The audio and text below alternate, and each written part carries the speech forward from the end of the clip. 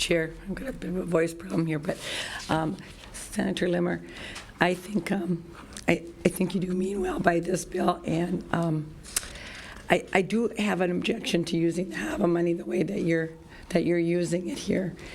And for people that don't know this, we have, and I might not be able to say it, but we have several safeguards in our law already and in our system in Minnesota, many more safeguards than most states have. And I'm just going to quickly go through those safeguards. Voter registration, registration oath, verification of newly registered voters, statewide voter database, postal verification, Minnesota Department of Corrections data, election day oath, transparency on election day, post-election review of voters, transparency after election day, and investigations by county attorneys. This covers just about every possible eventuality we could have with people falsely voting. Your bill doesn't prevent anybody from falsifying just another document if they really want to. If they really want to fraudulently vote, they can still fraudulently vote. They can still get a birth certificate.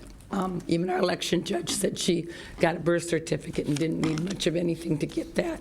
It isn't going to make it. No matter what kind of a system you put together, there's going to be ways to get around it.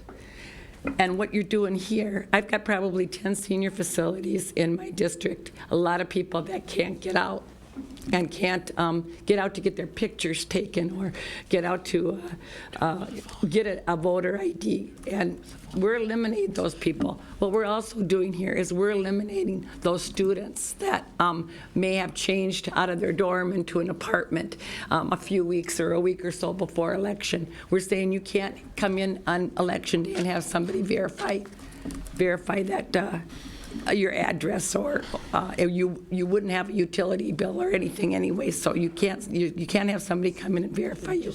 We're restricting it no matter how you look at it. We are restricting voting.